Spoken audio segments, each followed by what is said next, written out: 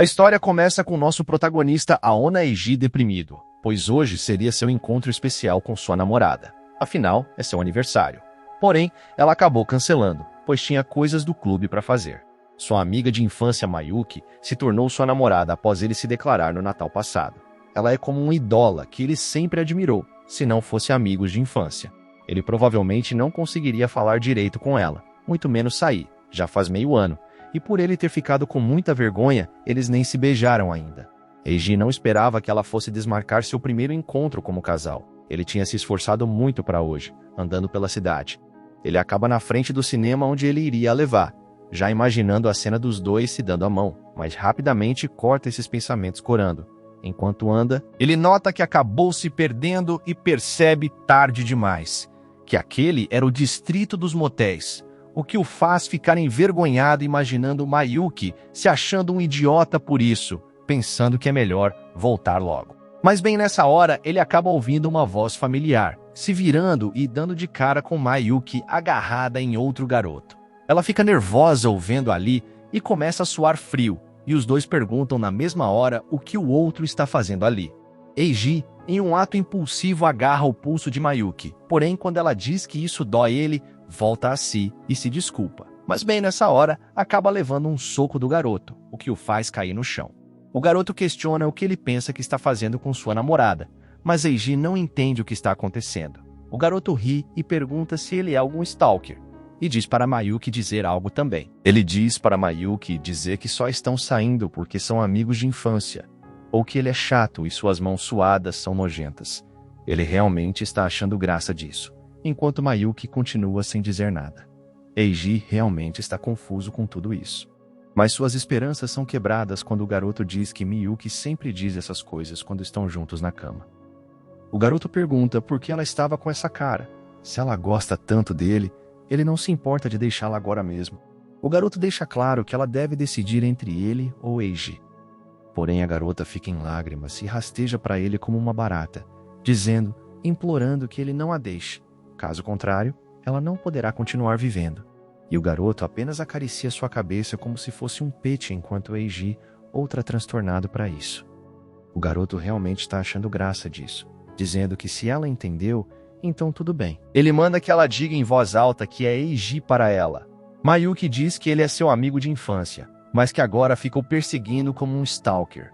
E ainda diz que ele é um namorado horrível e abusivo. Isso quebra de vez o mundo de Eiji. O garoto continua pondo lenha na fogueira e ela se desculpa, dizendo que não podiais ficar com ele, e pede que ele não fale mais com ela na escola. Foi naquele dia em que sua vida feliz começou a desmoronar completamente. Ele volta para o restaurante de sua família, e sua mãe e irmão o cumprimentam alegres, dizendo que ele voltou cedo. Seu irmão pergunta se ele quer algo para comer, mas ele diz que não precisa. Mas seus pais percebem que ele estava agindo estranho. Depois disso, ele ficou em sua cama, apenas esperando o tempo passar. Sua mãe até ia perguntar se ele não queria comer. Porém, de novo e de novo, ele ficava tendo os mesmos pesadelos, onde ele via Miyuki com aquele garoto.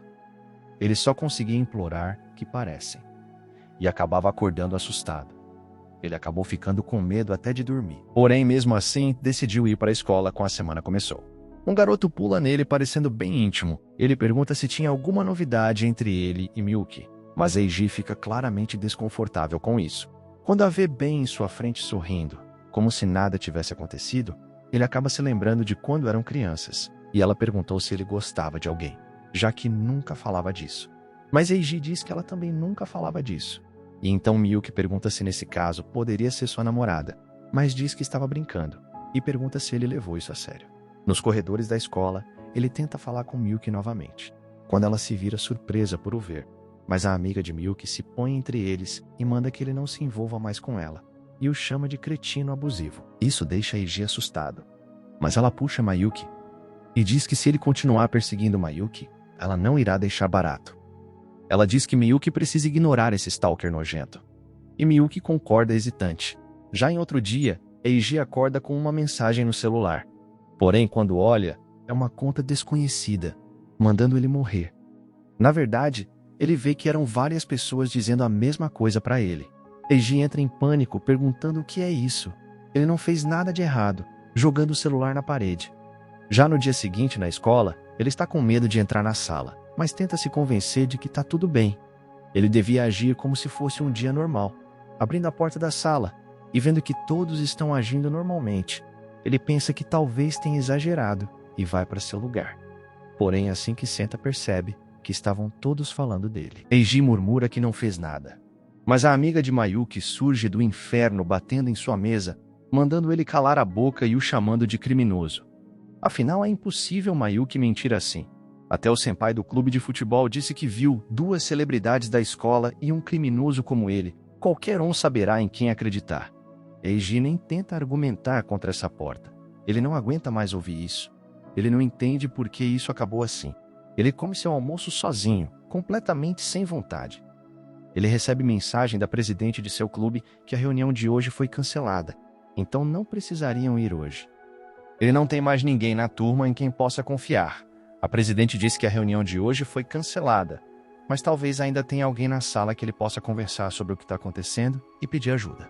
Mas bem, quando ia abrir a porta, houve alguém lá dentro. Ele pergunta se ela se certificou de mentir para Eiji e dizer que a reunião de hoje foi cancelada. E ela diz que fez no almoço. Alguém continua dizendo que dá medo até de encontrar com ele. E outro pergunta o que faram com o rascunho que ele fez. A presidente diz que já até jogou aquilo fora. Eiji chora enquanto ouve eles dizerem que ele não tem talento. E mesmo assim se esforçou no manuscrito. É realmente patético. Enquanto vai embora, ele tropeça no lixo e vê seu rascunho todo rasgado. E Eiji percebe que realmente não tem mais ninguém do seu lado. Porém, ele se recompõe quando se lembra da vice-coordenadora Ayase e corre enquanto se pergunta se ela ainda está em sua sala. Porém, quando chega lá, percebe que Mayuki e sua amiga já estavam lá. A amiga de Miyuki pede que a vice-coordenadora converse sobre isso alguma hora com ela, e ela prontamente concorda, enquanto pergunta com graça se Mayuki se envolveu em algum problema por ser bondosa demais.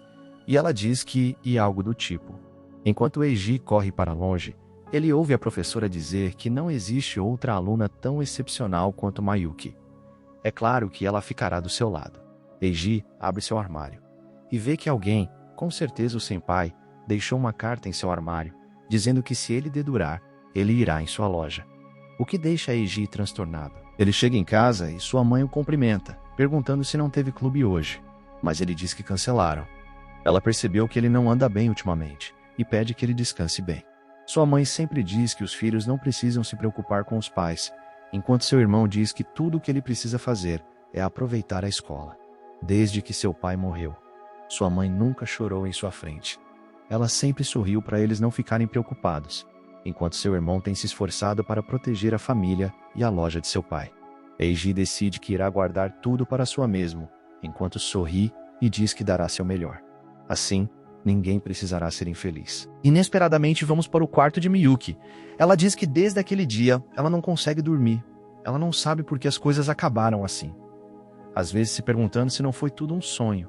Se o senpai não estivesse lá, se ela tivesse se agarrado ao Eiji chorando e dizer que não queria terminar. Quando ela viu que Eiji, nas palavras dela, estava sendo zoado, ela quase chorou. Mas ela dizia para si mesma que não tinha esse direito. Tudo começou com um papo de amor com suas amigas. Ela estava feliz. Porém, seu relacionamento não evoluiu muito. Suas amigas interpretaram isso como um problema e a apresentaram ao senpai, que tinha muita experiência com relacionamentos. Ela tentou recusar, mas diz que o senpai era atlético e esperto, o craque do clube de futebol, bonito e cavalheiro. Ao contrário de Eiji e ela, que eram o primeiro amor um do outro, ele tinha uma visão mais madura de relacionamento. Ele parecia incrivelmente atraente para ela. Ele sempre brincava dizendo que se fosse ele, teria agido na mesma hora, sempre sendo gentil com ela e dizendo que ela é realmente atraente, então talvez Eiji só tenha ficado intimidado. Até o dia em que ele a beijou, tudo o que ela devia dar ao Eiji não demorou para o senpai tirar tudo dela, e é claro que ela nem tentou resistir. Após sua primeira vez, ela pelo menos teve a decência de parecer mal, mas o senpai tira sarro disso, dizendo que se alguém não avança em alguém tão atraente como ela, é culpa totalmente dele. Ela não está errada. Quem falhou como homem foi ele, e puxa Mayuki dizendo para irem de novo. Ela sabe que foi o alvo perfeito, e admite que parte dela gostava da culpa. Quando se tornou dependente do senpai, não teve volta. Quando ele diz que o clube estaria de folga no dia 30 e eles deveriam sair, mas Milky hesita, dizendo que seria o aniversário de Eiji. O senpai faz pouco caso e diz que apenas pegaria outras, mas ela se desespera de forma patética e diz que iria com ele. Ele diz em tom irônico que ela sempre coloca Eiji em primeiro lugar.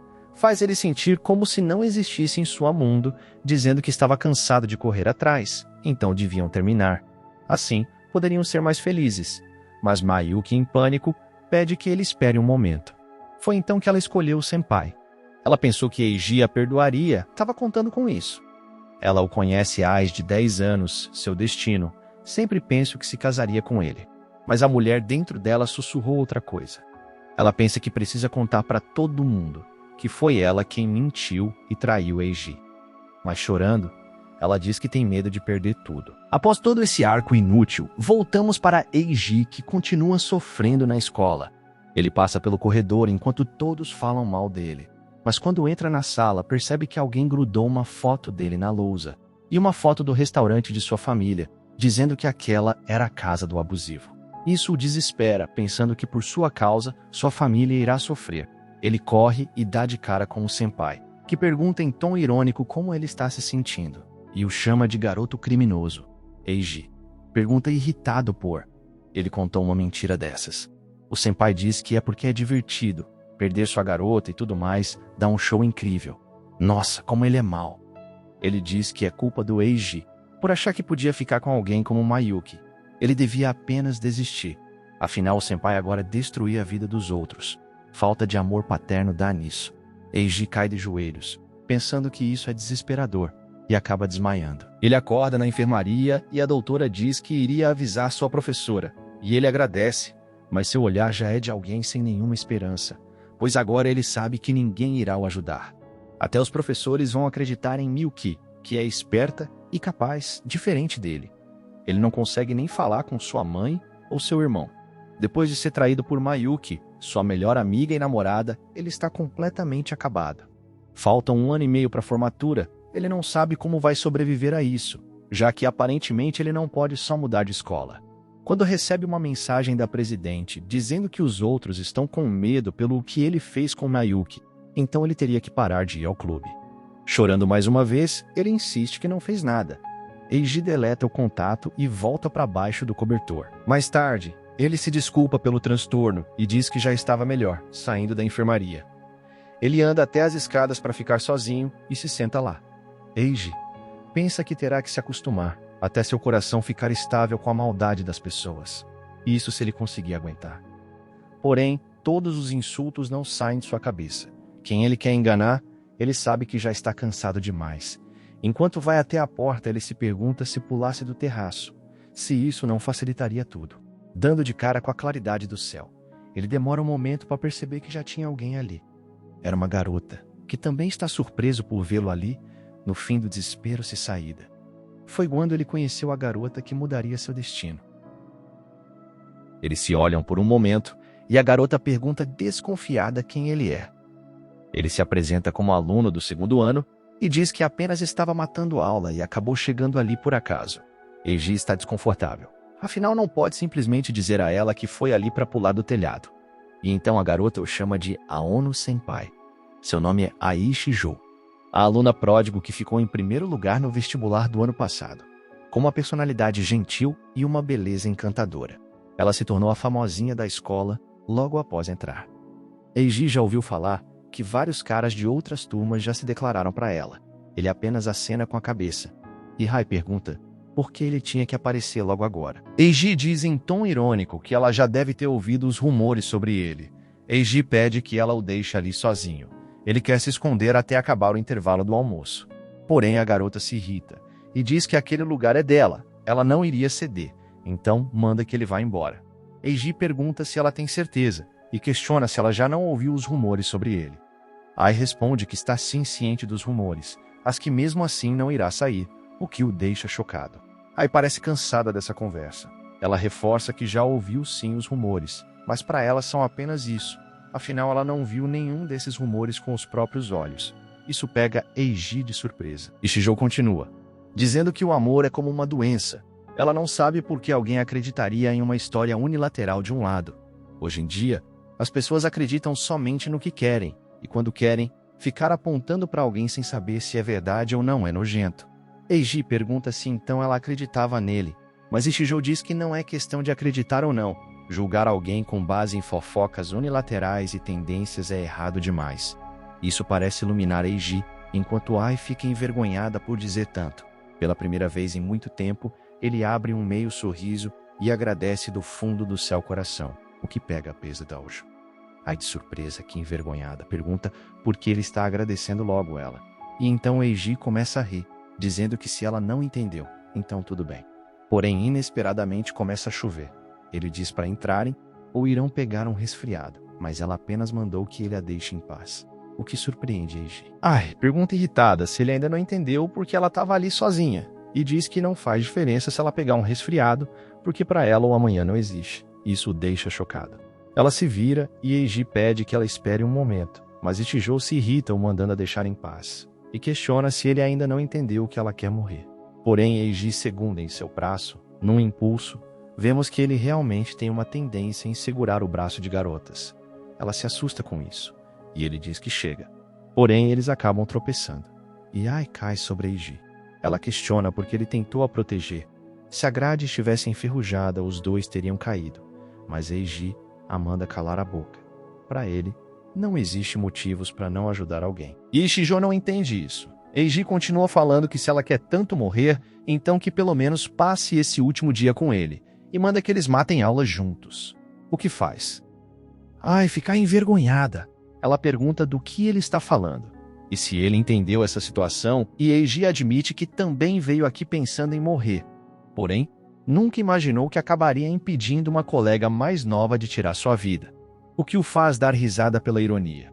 Isso parece pegá-la de surpresa, que começa a derramar lágrimas. Ela começa a tremer e chora enquanto ri, também achando graça dessa ironia mórbida. Eiji solta um sorriso, e enquanto a chuva começa a passar, os dois apenas ficam rindo juntos. Ele diz para entrarem por enquanto, e ela concorda. Então os dois sentam nas escadas de antes. Eiji a entrega uma toalha. Ai hesita, mas ele apenas diz para ela pegar logo, mas aí manda que ele não fique a encarando, o que o deixa com vergonha. Mas mesmo assim, ele não resiste a dar uma espiada, e percebe que sua camisa estava transparente. Porém, Ai percebe seu olhar, e reclama que logo depois de ela ter falado, ele, olha, isso é assédio. E ele se desculpa mais uma vez. Ichijou pergunta o que fariam agora. Foi ele quem a convidou para matar a aula, então ele deve ter algum plano.